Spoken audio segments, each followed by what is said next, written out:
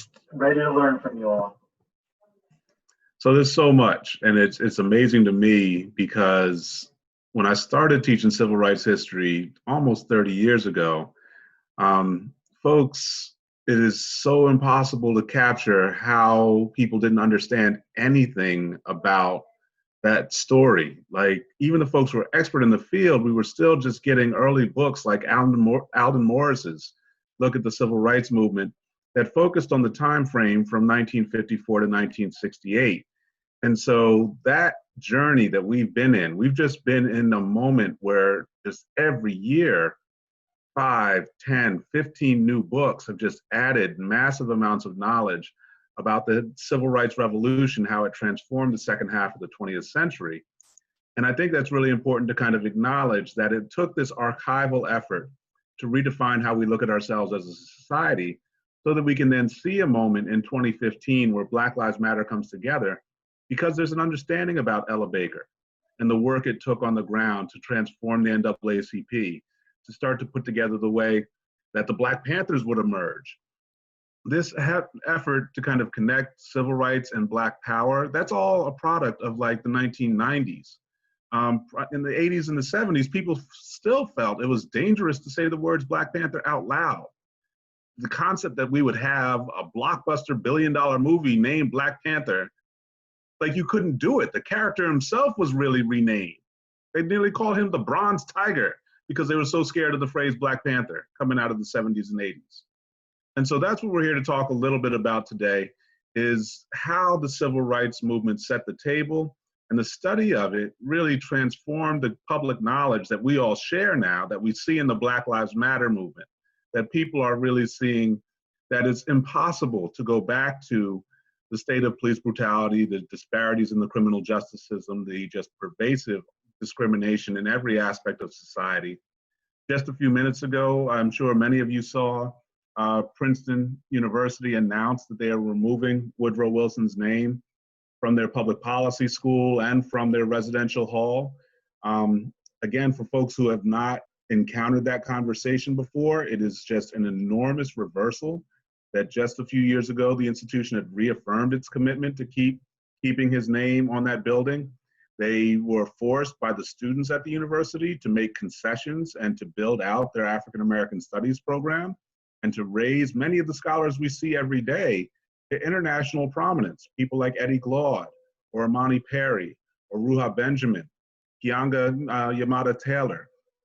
All of them were lifted up by the students at Princeton University in a way that made Black Lives Matter the heart of what that African American Studies program is about. And the fact that people are getting undergraduate and graduate degrees, the scholars coming out of that program, their impact in digital history, digital media, they have been the voices that have transformed the discourse, not just on Twitter, not just on LinkedIn or in Facebook. They've changed journals. They've refounded what the American Historical Association is all about. They have transformed the nature of what we consider history. And so this revolution has been unfolding slowly in steps, and now we see the manifestation in the public protests.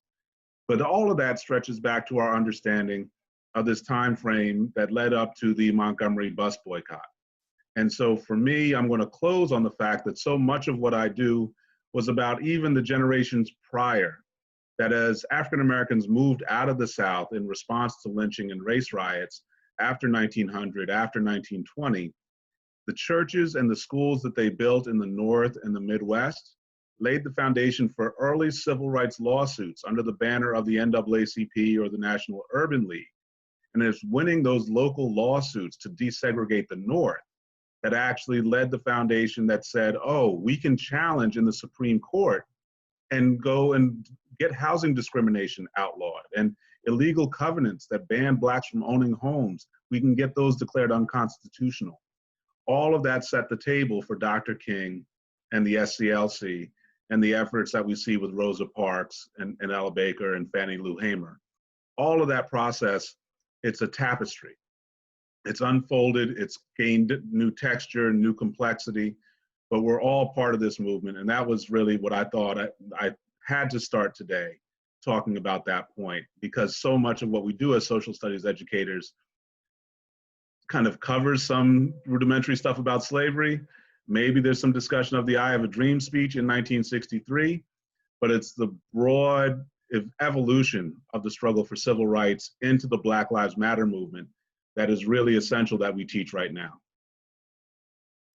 So Kay Whitehead is one of my great partners. Professor, I have loved your work for years, and it's been always an honor to work with you. Please let us know how you see this moment and what we need to understand to move forward together.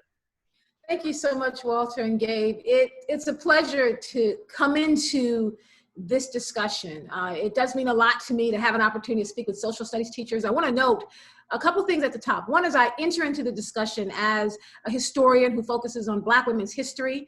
I look at social movements in this country. So I recognize that even though we're at what I would call Black Lives Matter Part 2, because I definitely recognize that Black Lives Matter Part 1 happened in 2014, 2015, and there was a lull when we were all focused on the demagogue that is our president and just trying to fight every day against Trump's refusal to recognize not just our humanity as Black people, but the humanity of anyone who was in opposition to the way he wanted to run this country. I recognize that we're standing very clearly on the groundwork that was put forth, not with the civil rights movement, starting roughly in 1954 with Brown v. Board. I would take it all the way back to 1642, which is the first documented case when 11 Black enslaved people sued New Netherland, which became New York, for their freedom, and they won. Like, we have to go back to the ways in which we have worked through the courts back in 1642. I would argue that we stand on the ground of the work done in 1687, when there was the first slave rebellion documented in Virginia. Now, the rebellion was put down before it started, but Black folks were organizing for their agency. So where we are today in 2020, we're only building on the work to free ourselves in this country that we've been doing since we were first brought here. I also want to note that I enter into the conversation as a former social studies teacher. I taught 6th, 7th, and 8th grade here in Baltimore City. And when I arrived in Baltimore City from New York, and I was placed at this school, I did not know at the time that it was the most persistently dangerous school in Baltimore City. And the first day I walked in and I greeted my students and I said, good morning, geniuses. It is an honor and a privilege to be here. And having the principal say to me later that afternoon, I noticed that you call these students geniuses. You know that they are not. I said, they may not be today, but they will be when I'm finished with them. Because that is a job that we're supposed to do as social studies instructors. When I ask them to talk to me about Black history, and I usually collapse it with the way they collapse it, right? We were enslaved, Harriet Tubman ran away, she met Dr. King, they got on the bus, they jumped over a broom, they had Barack Obama, and now we're all free, right? Because it's the collapsing of our history into 1 month where we're trying to cram our significance to the fabric of this country as if we are a footnote.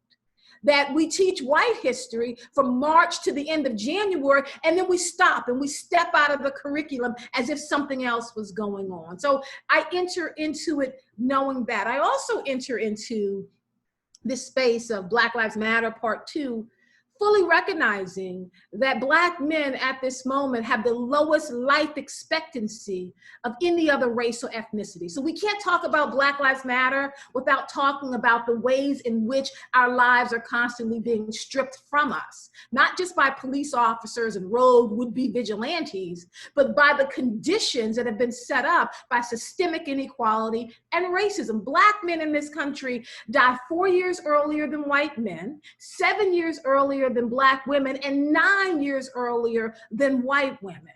I enter in knowing that Black women at this moment have the worst maternal mortality rate of any industrialized country. More Black women die today during childbirth than during the latter half of American slavery. So we understand that we are dealing with these conditions in Black Lives Matter Part 2 that's further amplified by Black COVID stories and the fact that Black folks are dying at a disproportionately higher rate from COVID-19 than any other race or ethnicity in this country. So it's not just about the freedom in the streets, which I think is very important. It's not just about the freedom in the courtroom, which I leave to Sherlyn Ifu and her folks to take care of, but it's about the ways in which we are teaching people in this country about what does it mean to recognize our humanity. And then finally, with the ways in which I see how we're looking at this, I see two things. One, I recognize at this moment that the monsters that killed Breonna Taylor are still free. So we have to say her name. And the monsters that killed Elijah McCain are still free. So we have to say his name, that we're fighting for our very right to exist. And part of that work, I would say to you as social studies teachers, is on us. How do we use our classroom to teach emancipation? To teach about the ways that we're supposed to be free, to teach about the ways in which people have been refused as a part of the circle of privilege, which of course is white and male and heterosexual and able-bodied and cisgendered and English speaking. How do we decenter that center so we can begin our conversation there? And second, and finally, which is where I'll close, I think is interesting that as America is struggling through this global pandemic, I would argue that Black folks are in the middle of a syndemic. And a syndemic talks about multiple hostile conditions that come to you at one time. Like it's not just COVID-19. It's not just the lack of a sustained economy. It's about the fact that when people were sheltered at home, only 20% of Black and brown folks were able to be at home. 80% of our community, which were previously invisible labor, which couldn't even get $15 of wage money, all of a sudden became essential labor. And with the death rates, what we were saying is they were expendable labor. So I'm saying we take all of this into our classroom and talk about the ways in which we emancipate not just our students, but also our colleagues. And then along the way, we keep the emancipation work going on ourselves. Outstanding. And so I think we're going to have a little time to go back and forth, but that opening statement just lit up the whole conversation. So we have a few minutes. Let me start with a question that actually came from D. Jackson in the group. And it's like important to unpack some of the environmental and systemic factors that are leading to the large death rates that we see, or the disparities in life expectancy that you described. So I have my own sense of how to go at that, but please, you came from your comment. I don't want to jump in front of that. So, and the ways in which we are trying to deal with this, I believe that this problem that we're talking about in terms of environmental racism, in terms of systemic inequality, I believe this is part of the root of white supremacy in this country. Whiteness is a social and economic construct, and it's so deeply embedded in our society that we don't recognize it anymore. We don't recognize that people aren't choosing to live in impoverished conditions. We don't recognize that it's not just about working really hard and you can do better. Like, it is so embedded that we don't see it. Here in Baltimore City, which is where I'm sheltered in place, Black boys born in poverty in Baltimore City have a 0% chance of getting out of poverty. When I read this study, everything in me began to weep. As a mother of two very privileged African-American young men, I recognize the privilege in the place in which I stand, but knowing that there are young men in this city born just like them, growing up in Baltimore City, who have 0% chance, who are now dealing with the fact that in Baltimore City, from last year, we had less than 19% of our fourth graders reading and doing math at grade level, and less than 16% of our ninth graders reading and doing math at grade level. So environmental racism is a part of the conditions that not just exist in our communities, where you've had redlining, where you're dealing with food deserts, where you're dealing with the lack of clean water. I keep bringing Flint into this conversation as well, but they also go into schools. that have no running air, that don't have heat, where they don't have clean water, that the conditions of environmental racism, it's embedded in everything. There was a study that came out of Los Angeles that said that even the highways are racist, because the highways in Los Angeles are set up to pump the pollution into the Black communities. Here in Baltimore City, the predominantly Black economically challenged communities are all down by the factory. So they're sucking in the air. So they have the highest rates of cancer. So it's so embedded. I think we have to go back to what Dr. King said when they asked him to run for president. He said, I can't run because my first job would be to dismantle capitalism. That if we're talking about getting to an area that we can be free in everything, we're going to have to dismantle a whole lot, because any piece of it that remains will serve to oppress us. What do you think, Walter? No, there's no doubt. I mean, the work that we've been engaged in since we were first learning these lessons took us on different roads about how to explain it. But as an urban historian, what got me was I would see the discussions of slavery in the classroom and the discussion of tobacco in Maryland and Virginia, and then the internal slave trade that develops as the migration happens across the Carolinas and down into Georgia. And then eventually the emergence of sugar, you know, then cotton, these processes that we try to get into.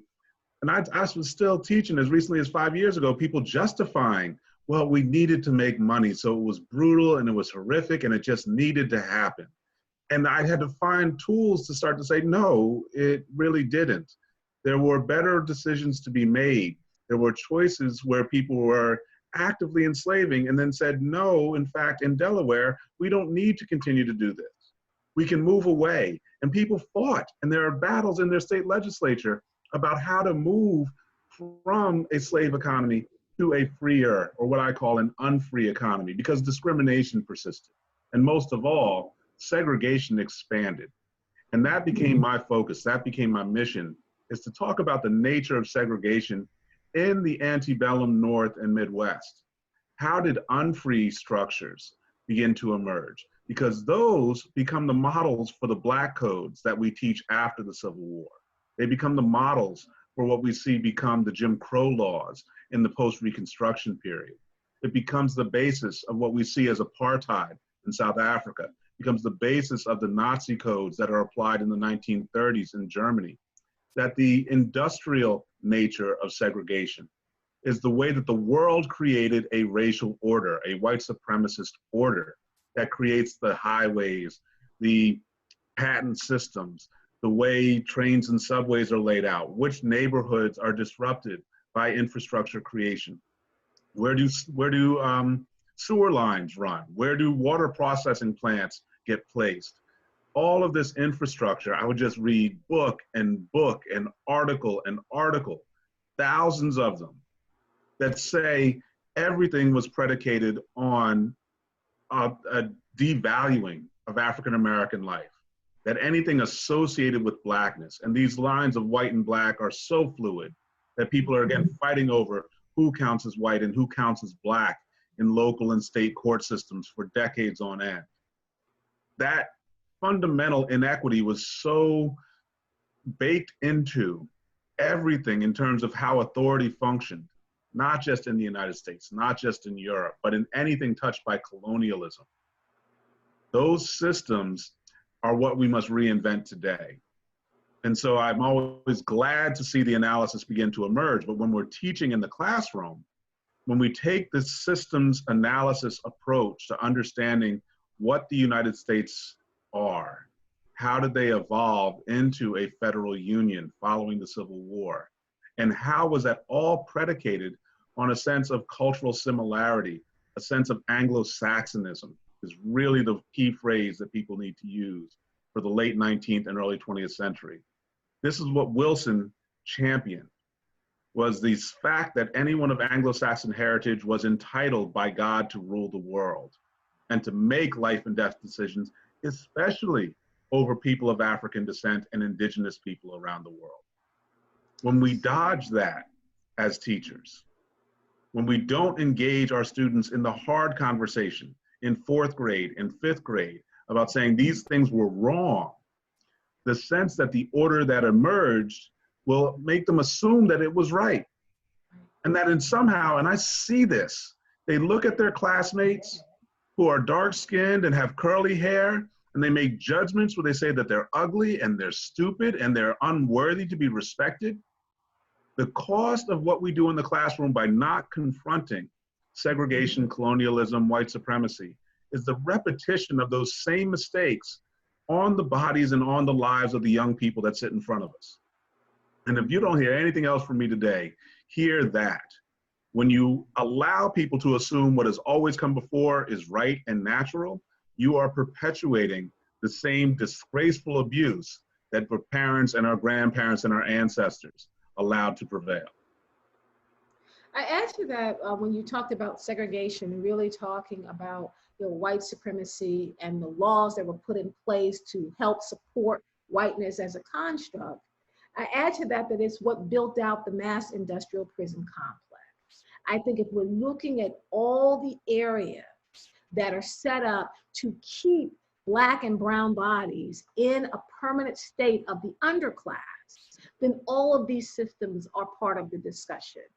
In my classroom, I mean, with 6th, 7th, and 8th graders, it was forcing them to confront the hard questions, understanding that they were being taught a certain type of history up until when they got to my classroom, a history that really centered whiteness, that wasn't confronted, that lifted up George Washington and Thomas Jefferson and never mentioned George Washington Carver or Ida B. Wells. So the work that it took to kind of unpack the thinking was something that was difficult, because you're not just talking about what they've learned in the classroom, it's what they've learned in every single sphere in our society. It's the watching of television where Black characters are erased or they're put into one small category. It's the statues that are out. It's Aunt Jemima. Like, every single aspect has to be challenged. And I believe that we can do that in the classroom by not just teaching them how to ask the questions, but also training them how to go and get the answers for them.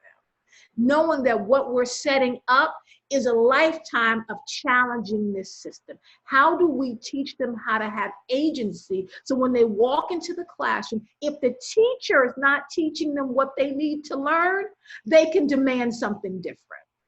That makes me very happy with Black Lives Matter Part 2, that in addition to us dealing with what's happening with police brutality and people like Travis and Gregory McMichael in Atlanta, Georgia, but we're also talking about statues and, pancake boxes and Uncle Ben's rice. But then we have young people, like what's happening with Princeton, but I'm taking it down to K-12. We have young people in K-12 saying, we want an emancipation curriculum.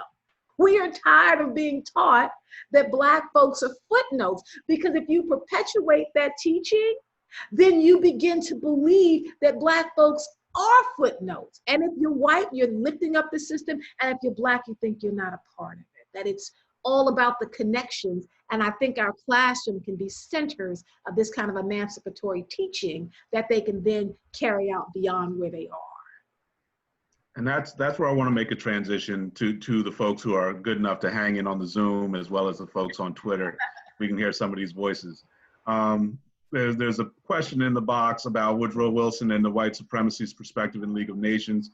My quick point to that is check out what Du Bois was doing with Pan-Africanism at the Treaty of Versailles and trying to get voices of West African nations, the Caribbean, and Black neighborhoods, Black cities in the United States into the conversation. And it's just hideous the way they were excluded, they were pushed aside, they were considered unworthy, and their voices were not heard in the process. And so that sets up an entirely different framework of how we see multiple levels of struggle for freedom. That is not just, oh, it's just Harlem, or it's just Chicago, or it's just Birmingham. These struggles are happening in Paris, they're happening in Accra. And so the process of Pan-Africanism fuels the liberation movements and the independence of African countries in the 1950s and the 1960s that eventually becomes anti-apartheid. My last point for y'all to kind of take away before we open up to everybody to jump in, a lot of my colleagues struggle with, after the fall of apartheid and the rise of Nelson Mandela and the ANC, in South Africa. They see this moment between a free South Africa and what happens with Black Lives Matter in 2015 as a lost generation, a window when there was not the same level of intensity in organizing and people building. And I feel that is such a huge error. I can't emphasize enough, from 1994 to 2015, people were rebuilding at the local and the state level. There were organizations like the Black Radical Congress that were standing up. There were organizations that were coming together and challenging international systems of banking and the World Trade Organization and the World Bank that were sabotaging economic development. Probably one of the most prominent are CARICOM. All of these are tied into advanced reparations discussions. Randall Robinson's book, The Debt, comes out in that window. People are building and continuing to move forward, but we don't teach it. And so the people I've worked with most that talk about that window, when hip hop is at its peak, when many of these leagues are struggling about how to control Black players in the NFL or the NBA or Major League Baseball, all of this is coming together around what people call Afrofuturism or the Black speculative arts movement. That moment we need to really come to grips with now for how it set the table for the current Black Lives Matter moment. Because that, I think, is just neglected and folks don't get into it enough. But I wanted to at least put it on the table. So to Dr. Whitehead's point about how do we teach this, there's an article I'll include as I listen to everybody on how do we do immersive simulation exercises that teach liberation. And if you haven't seen it, these all come out of freedom schools that were teaching civil rights activists in the 50s and 60s. There are ways that we must make our schools into centers of radical citizens who take responsibility to solve our toughest problems. And we don't have to invent it from scratch. There are 50 years of people doing this work. And so I'll share the link that I have, and then there's a lot more that's available.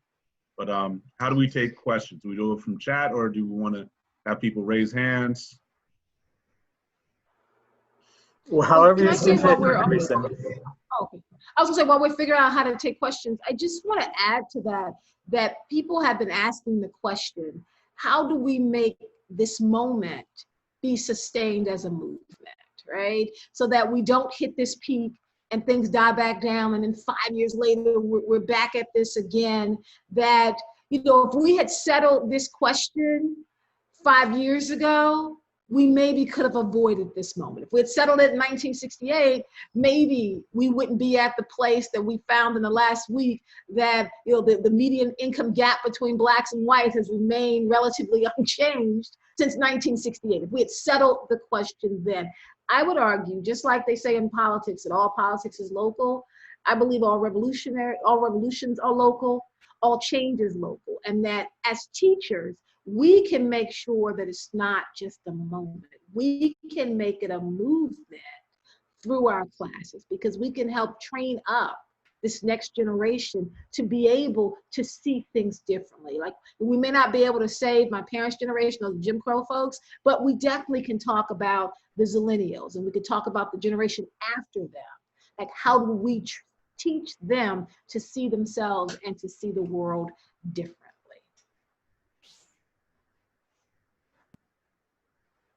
All right, so what I'm seeing are folks making comments in the chat, and then I'll also check for hands. So I see David Hennel, dear colleague, major Twitter activist, good to see you, sir. He says, our schools need to be reflective of our community and help elevate it. How many will live in the district where they work? Why not? Yes, I agree with you. And that's a question that not just deals with people who are teaching in the community, but we also talk about that in terms of those who are supposed to protect and serve. That the people who live in the community have more of an investment in making sure they build it up. We struggle with that. I have no answer for that, only because I know in Baltimore City, we've had a severe ongoing shortage of teachers. So if they're coming from Miami and flying it every day, they will get a job here because we are struggling so much. So I don't know how we can get them to live in the district where they work. We can get them to build in the district where they work. You don't have to live in the community to be able to help build up the next generation who are actually active in that community. Thank you. And I put it in the chat earlier, as someone who lived in Baltimore for 44 years, thank you for what you're doing there. Thank you. Someone asked a question, Walter, and I'll throw it to you, from D. Jackson said, what does it look like when the questions are settled? How will we measure success? I'll go to you with that, Walter. Yeah, it's all good because we got to get into these like assessment points and how do we actually look at it. So a lot of what's been happening the last 2 or 3 months for me has been getting folks just to take the step to become more educated, more aware of what's going on around them, how to recognize the problems and the inequities that they used to kind of deny and ignore. So keeping that conversation open and keeping people growing and learning and seeing things differently is a big goal for me by like September 1st. How many more people have more information, can actually articulate the way that we approach these problems and solve them more clearly? That's my first. That's what I'm looking at in my university. That's what I'm looking at in my partner school districts. How can you approach and show your capacity to engage these problems in a way that you couldn't 3 months ago? That's number one. But then beyond that, I'm really looking at by the end of the year, so 6 months, and then by the end of the next academic year, it's about 9 or 10 months out. How do we really unpack and reassess the performance of our students and then the determination of our faculty to rework the way we explain things in the classroom? So let me catch my breath for 1 second. And then I'll jump. Okay, so I just wanted to kind of just jump in here in terms of what will the questions look like when they're settled? How will we measure success? I know with some of the work that we're doing here, we're doing kind of an outward in approach and an inward out approach. And what I mean by that is that we have taken this pause that the country had to take with the push to change everything, to also make the change to have an emancipation curriculum being taught here in Baltimore City. So since we have to rework everything, then we're reworking kind of from the outside in, where we're dealing with the curriculum and making the changes there and recognizing that in order for the curriculum to be successful, it is going to take some time to completely implement it. Also asking the district for time, because I can't speak to every district, but here in Baltimore City, we do a lot of experimenting with the young people who attend our public schools. So we'll try something. If it doesn't work, then a year or two, we'll try something else in ways that the independent schools in Baltimore City won't do. They won't experiment on their students. They will allow them time to get used to the new curriculum, for teachers to get used to it, and then they begin to process whether it's working. So we're now asking our district to slow things down. And then the inward out approach is actually talking about the physical infrastructure of the buildings that we have yet to deal with. How do we expect children, young people, to be actively engaged when they're in conditions that are set up to look like prisons? So we are doing a lot of hard work unpacking, but we're also playing what I like to call the long game. You know, my son's a Marvel person, but we like to play long game towards the end game. That there's a chance, very honestly, and it's very painful to admit, there's a chance that the changes we're making may not actually impact the 12th and 11th and 10th graders. So long game thinking is, how do we get in to kindergarten, first, second, third, because when we're talking about trying to raise them up differently so they start to think differently when they get into high school, it's making our way back. So we know that it's going to take a while. It took a while to get this curriculum in place, to get this type of thinking in place. It's going to take a long time. I also have a source I want to put out. I'll put it in the chat, which is the Trump syllabus K-12. But we had teachers all over the country put together what is the beginning of our emancipation curriculum from Trump syllabus K-12. That's one thing he's given to the world, is our work to organize against him. But there are lesson plans there. There are op-eds there, all about how do we begin to not just teach differently, but how do we begin as teachers to think differently so it then impacts our teaching. That's so crucial. That's so crucial. And that forgiveness, that sense of kind of peace and the social emotional stability we must allow folks as they go through these changes It's essential. And so for me, it's always like timetables, and there are times to kind of reflect and give back. But then this piece where do we see we are, where do we see that we can be a year from now?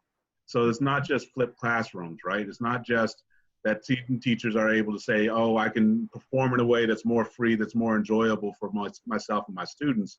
A lot of the work has got to be done even in the administrative back doors. And so here in Jersey, there's a really big push to undo a lot of the stuff about standardized tests as the basis of how we assess. And can we actually get towards things that are like a mastery curriculum where the students are choosing paths and kind of following their passion from an earlier point in their P12 experience. I also think about it from the opposite side. A lot of the work I do is with supplemental education after school hours. So after 3 p.m., after 5 p.m. How are we supporting families and communities on Saturdays and Sundays, and expanding the mission of a school system to help people achieve more, but also enjoy their lives more. Seeing schools as a more organic institution that's not just about achieving certain literacy benchmarks or STEM benchmarks, that we actually give people the freedom to explore. And if we're doing that on a global scale, it's just a revolutionary approach to saying education is not about making new workers. It's not about just finding new paths for future profitable investment. These are about actually affirming who we are as human beings. And we've lost so much of that in the last 40 years by looking at a kind of zero-sum game and constantly cutting back on the resources to help schools and communities really thrive. What else we have here? Yeah, I see a couple of people making comments, not questions, from Keisha McDonald. She's fuming constantly with her son being asked to memorize states and capitals in 9th grade instead of learning, actually doing real learning and actually applying these questions. I mean, that's part of the work that we're talking about doing. It's what this global pandemic, I think, has shown us. It has laid bare all of the issues within the school system. I think that we cannot discount what COVID-19 and the shutdown and the closing of schools has shown us in terms of how inadequate the resources are to our inner city public schools, where there's predominantly Black and brown people. Like watching young people around the country who were able to seamlessly move from the classroom, the four walls, into their electronic devices of their protected homes, as we watched Black and brown children and economically challenged white children move from the four walls into a 160-page packet, like they're with pencil and paper. And thinking about what is going to be the long-term impact from COVID-19, from this shutdown. I think it's important to put on the table that we also need to take a pause, and we need to look to reset what happens when we get back to school. Really being clear about what was lost and how do we work to bring all of our students back up somewhere close to the same level without assuming we must move on. So that's what someone said about undoing standardized testing. When we undo standardized testing, also we want a real hard look at the SAT, the ACT, and all the testing that leads to this inadequate educational systems being brought to bear. Yes, indeed. I'm coming back to two things. Kelly Bari had a couple points about focusing on solutions. And I think that ties a little bit into D. Jackson's questions about the difficulty of assessing when students perform outside of standardized measures. And for me, that's always been about student creativity, about teacher creativity, is that there's this kind of organic experience, there's this place, it's like the opposite of what you call a syndemic. I think the opposite, I don't know if it's exactly 180 degrees the other way, but people refer to it as syncretism. S-Y-N-C-R-E-T-I-S-M. Syncretism is when you draw from multiple sources and create something new and original that no one had ever seen before. And a lot of times, the way I was introduced to it was through kind of Columbian exchange kinds of histories about the contact between European cultures, African cultures, and indigenous cultures, and how did that shape the way the New World began to evolve in the 16th and 17th centuries. I think we can take the same kinds of syncretic lessons today and be much more purposeful to imagine the ways that indigenous and African heritage influences can reshape what we've taken from Europe, the kinds of legacies of philosophy, the orientations towards specific kinds of economics, the ways that we've gone about patent law and different kinds of inventions. If we steer that with some of the more spiritual and thoughtful ways that we see through indigenous societies in our school systems, let alone in our communities, I do think those are easy to assess. We'll see dramatic change, and I have seen myself when I do this with students. One of the most amazing experiences 2 years ago, I was working with a high school senior who ended up doing a project on urban design in the Incan Empire, and then talking about the logic that went into how the systems were constructed, how their society operated, and how the lessons from that quote unquote pre-modern society was actually more sophisticated in terms of sustainability than many of the things that we've done with American cities in the last 100 years. And so those kinds of lessons that we've learned to ignore or look over are out there waiting for us to find them. And so we have to just be determined in this moment when we have a chance to do something profoundly different and to find answers that we don't know that they're out there, but we can find the evidence and the remnants of them based on what's been erased, based on what's been ignored or kind of neglected in the way that we've done business for 250 years. Someone noted that hiring, staffing, and tenure policies and publishing opportunities need to change in higher ed as well. That's from Annie Evans, which I absolutely agree. I think we have to even change the mindset of the way in which they see our profession.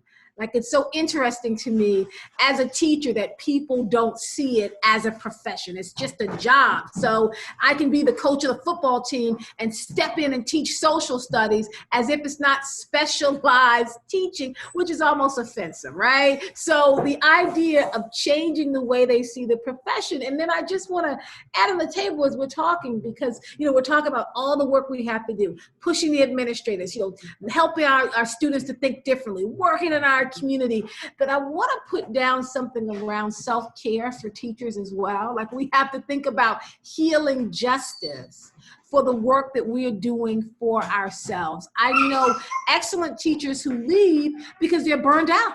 So the idea of how do we help support our teachers to understand that it is a long-term struggle, but there's also an impact of all these inequities on your spiritual, your psychological, your mental, and your emotional makeup, because you're taking all of this in. So I think as we talk about liberation, let's talk about the ways we liberate how we're seen as well, and the ways in which we demand the change so that we can continue to exist and do the work, which I would argue is on the front line. I saw another question. This was from Gabriel Valdez. You were saying, did you want to let us know what you're thinking about, sir? It's just interesting to note that, in a school like 99% people of color, and I'm only one of 3 teachers. And, it's not symptomatic of just my school in particular. I was just wondering, like, how other people in other communities, the similarities, going back to David's comment, of the schools being representing the communities that they're in, going along that route. Yeah, so I'm most familiar with places in the Northeast, and I just see at every level of higher education a great concept some sociologists told me about it a couple of years back called institutional isomorphism. Now I'll just type that in a little later so everybody can see it. But what it basically is that once you're in authority, you have a really nasty habit to hire people who are like you, that they basically are going to come in, they remind you of you. The thing that comes up in a lot of higher ed searches is this person a good fit? They use this phrase fit to talk about all this kind of alchemy of social acceptability. Does this person talk in ways that make me feel comfortable? Are they familiar with things that I'm familiar with? And I've seen some really egregious examples of this where people exclude folks who make them the slightest bit antsy because they come from a different background or they speak a different language. I'll say that's probably one of the worst things I see regularly are folks who speak English as a second language actively kept out of positions that they're qualified for just because people don't want to take the time to listen to them more carefully. And those kinds of things just happen over and over and over again to produce the kind of result that you're describing, where there are people who are qualified who could serve those students with great skill and enormous passion, but the people who are in charge just decide, oh, well, I would have to change something about how I do things if I bring these people in to be my coworkers. And that's just deadly. It's the worst possible way to approach the way we construct any kind of really successful organization. But maybe we're at a point now where we can challenge that. I mean, what is exciting for me to think about is that we are actually rethinking everything. Now, I don't know if this is long-term. I think there's a lot of white guilt that's being played out. There's a lot of BS wokeness that's happening. I'm sorry, I don't want white folks washing my feet. That's not wokeness to me, right? You know, put Aunt Jemima, it doesn't matter, you can put her in a perm and pearls. That's BS wokeness. But underneath that, I think the work that we have to do is to challenge the way in which we go forward. Because my fear is that we get burnt out so quickly, right? Because we're trying to change everything that we end up making sure that there's now a Black character voicing this Black person on TV, and it's been done for 20 years and we haven't thought about it. I'm saying really starting to think about the fundamental changes that have to be made. Because one of the things we know that Frederick Douglass taught us, right? We have power never conceding without a struggle. Like it never does, it never will. So what do we want to change? Because if we take the BS wokeness, we'll walk away with Juneteenth Nike tennis shoes and $10 million given to Black Lives Matter, but the curriculum remains the same. So in 5 years, we'll be back at this point again. It's the individual acts that we're so focused on. We want the murderers of Breonna Taylor to go to jail, but we also want to defund the police. We want to dismantle the racist curriculum. Like the bigger issues we have to keep our focus on and put our energies toward both, I think.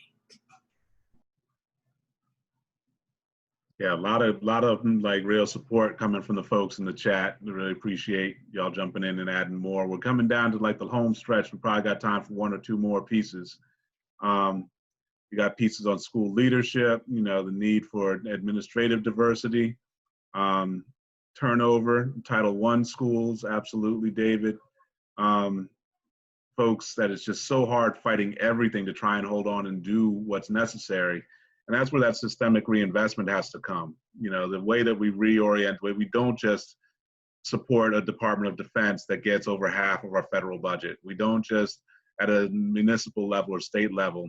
I saw some numbers where there are police forces that get 70, 80% of the municipal budget.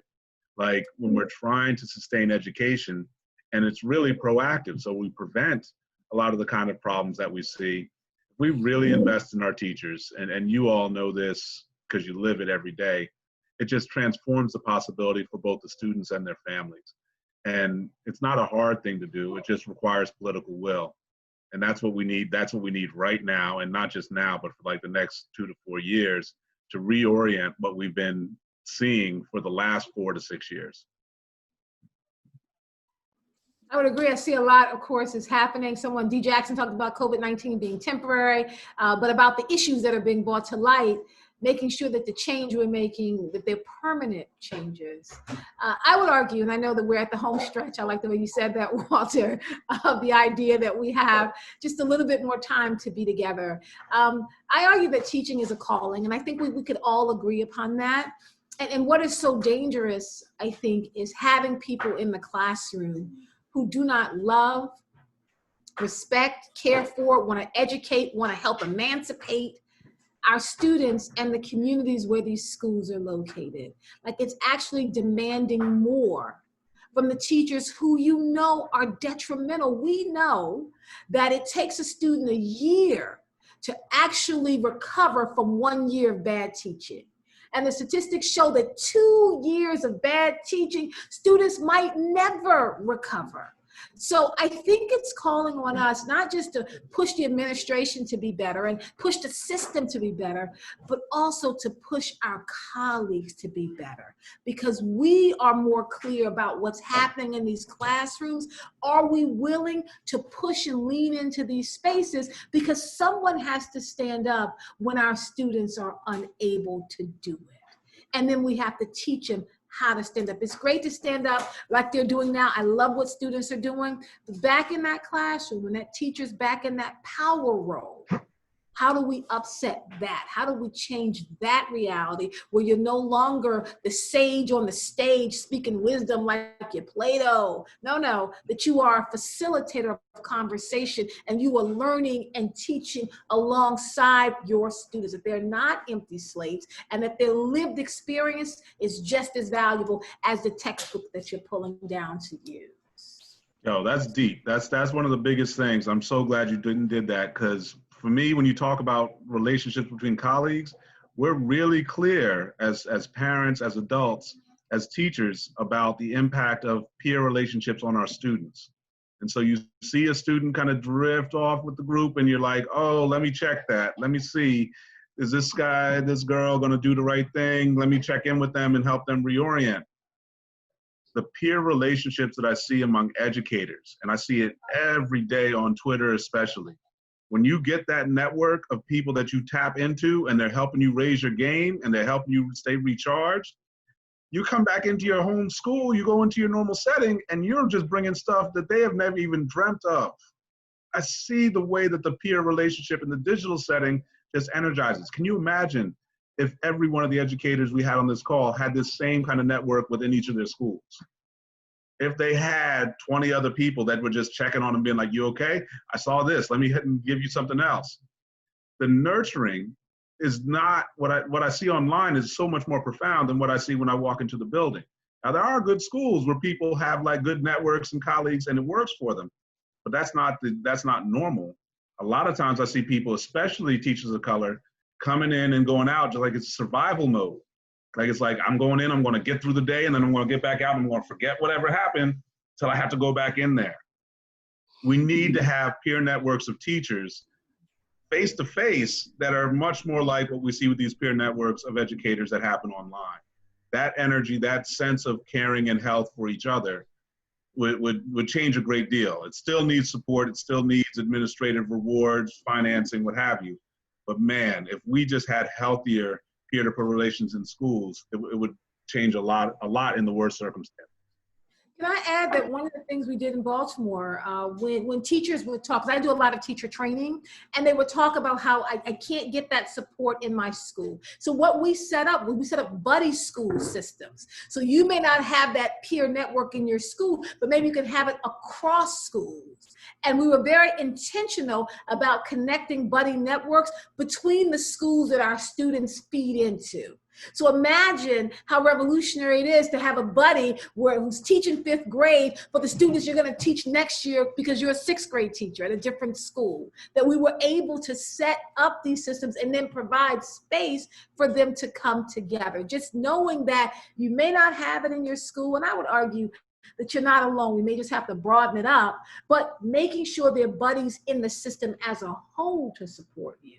Because when you're trying to fight the district, when you're trying to fight the system, like, it feels so large, except the system is made up of people who seem to, in my opinion, hate students and love the money that's coming. Like, those are the ones we have to dismantle. It's the people that have been there for 25 years in their job who are not recognizing that our students, our children are suffering because they're sitting up in the air-conditioned building. We challenge our, Dr. Sonia Santelises, who's the Baltimore City, the CEO of the school system. We're like, you know what, on the hot days, here's what we need you to do. Instead of sitting up in your air-conditioned building saying schools have to stay open, take yourself and your staff, and why don't you work in one of the schools that doesn't have an air conditioner? Send your daughter to one of the schools that doesn't have an air conditioner. Because if you did, I guarantee you our students would be out by 11. Because who wants to be in a building that's 100 degrees, but it's okay because it's not you and it's not your child. It's teaching them. As I say in my column for Baltimore City all the time for the Afro, if the least of our children in this city are suffering, then all of our children are suffering. And if we think of it that way, then the student that doesn't have air, we're going to close it so they don't have to suffer through the day, and figure out a way to get air in the building so we can have emancipatory education, because you can't think if you can't breathe. No. See, perfect. That's the word. Can't think if you can't breathe. And so flip that the other way. When we can breathe, we can all think, and it's all that much better. Yes, ma'am. Well, we're at the last bit. Does anybody want to jump in under the wire before we close out?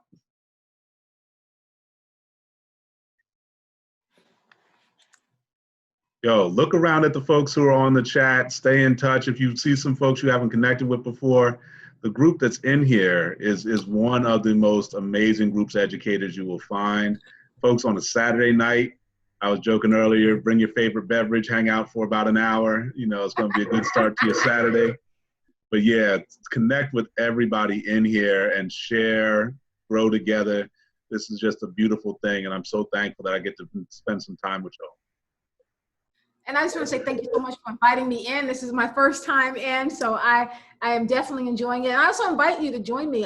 In addition to being a teacher and a professor, I also have a daily radio show that's live streamed on Facebook, Today with Dr. K, from 3 to 5 p.m. And we talk about these issues every single day, because we are committed to either getting free or dying in the process, because the children of our children shouldn't have to suffer like this. All right, Gabe, I'll throw it back to you. Well, thank you, everyone. Thank you, panelists. And like Dr. Greason was mentioning, he's also working on a leadership cadre, and we're going to have him back in the future, hopefully, about that leadership cadre. And Dr. Whitehead, she's invited anytime she wants to join us for a panel. Thank you so much. Thank you. Thank you, Walter. Thank you, Gabe. Thank you. Have a good Have a great evening, weekend. everyone. Yes, thank you.